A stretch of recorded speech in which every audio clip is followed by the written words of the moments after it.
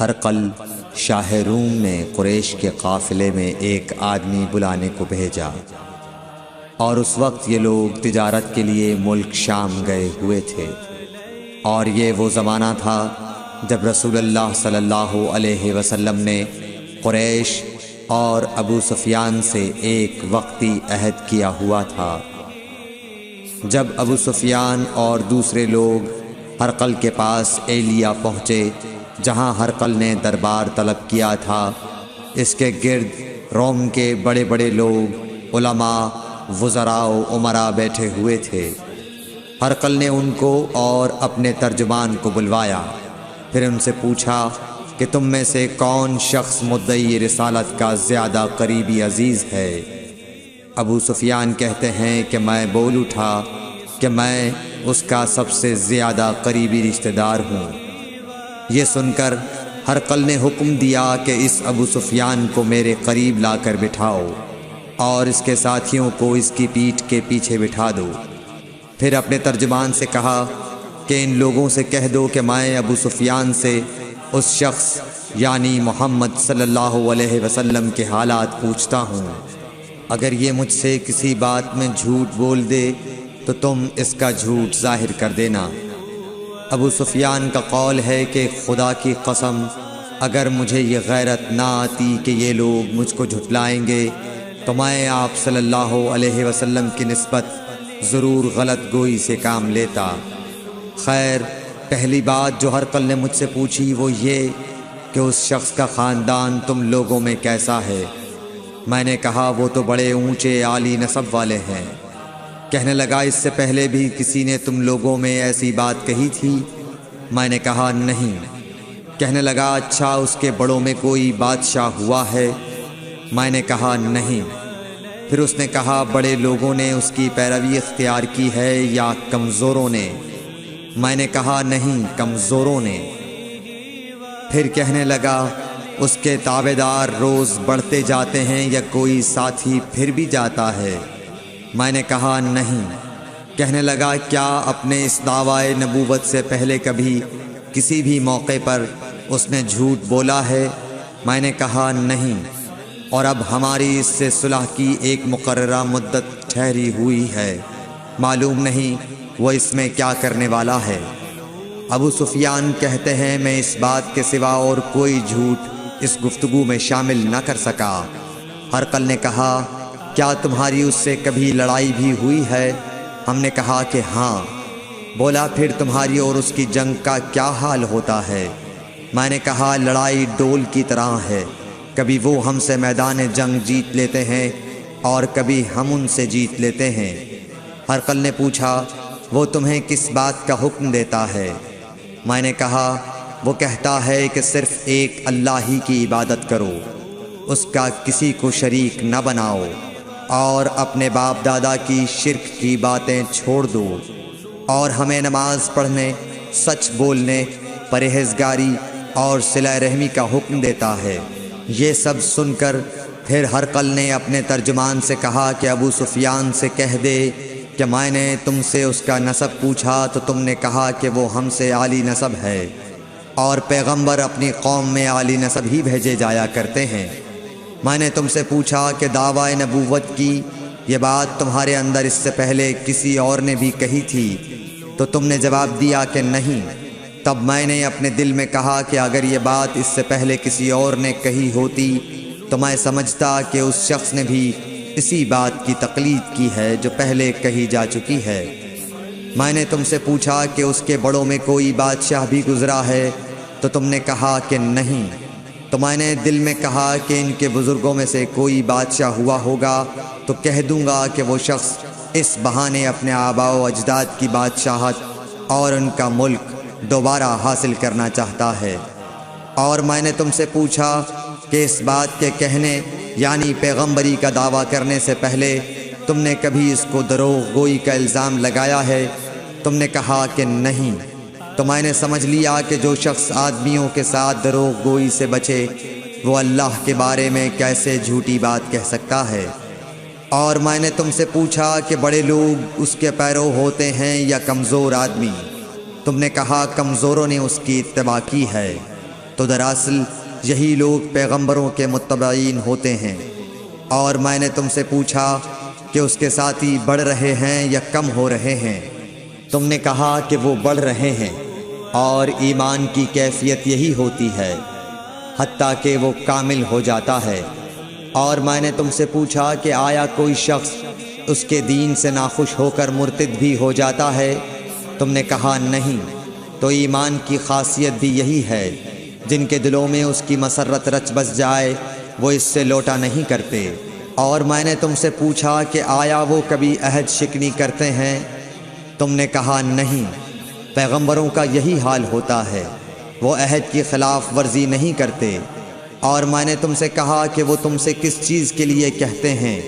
تم نے کہا کہ وہ ہمیں حکم دیتے ہیں کہ اللہ کی عبادت کرو، اس کے ساتھ کسی کو شریک نہ ٹھہراؤ، اور تمہیں بتوں کی پرستش سے روکتے ہیں، سچ بولنے اور پرہیزگاری کا حکم دیتے ہیں۔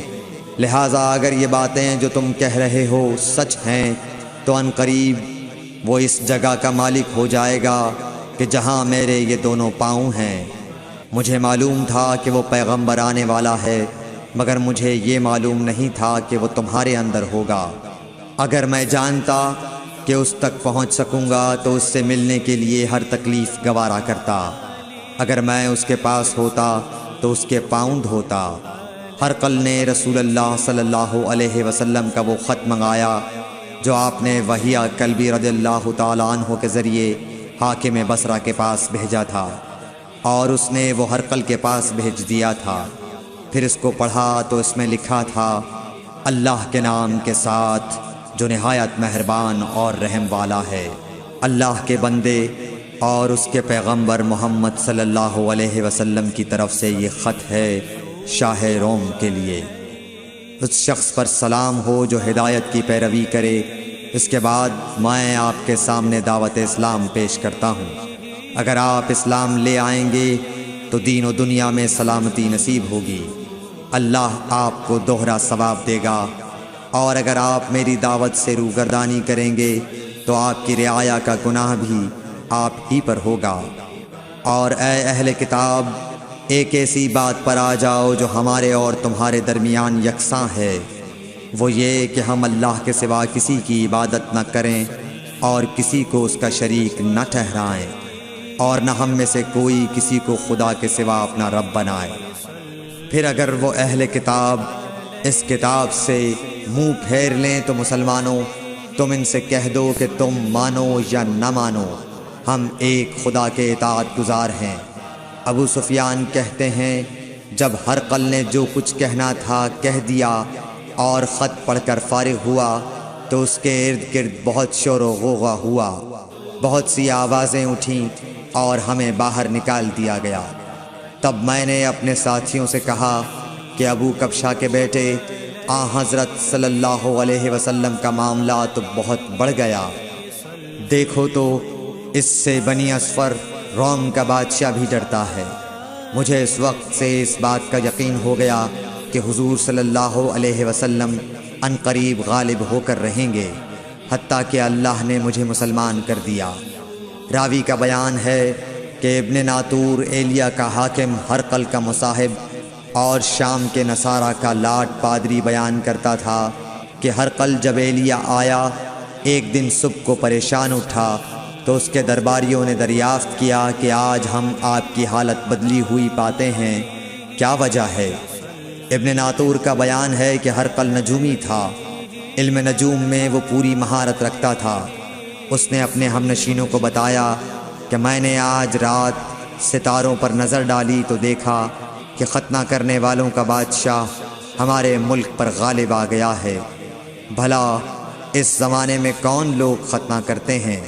انہوں نے کہا کہ یہود کے سوا کوئی ختنہ نہیں کرتا، سو ان کی وجہ سے پریشان نہ ہوں۔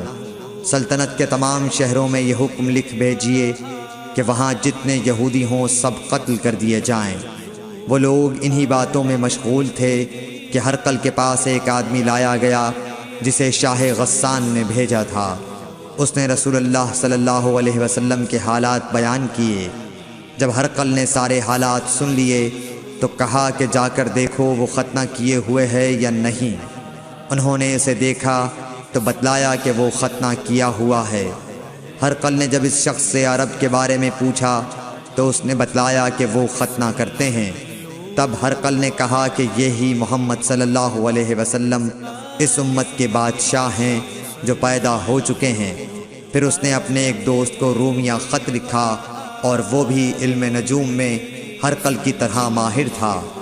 پھر وہاں سے ہرقل حمص چلا گیا۔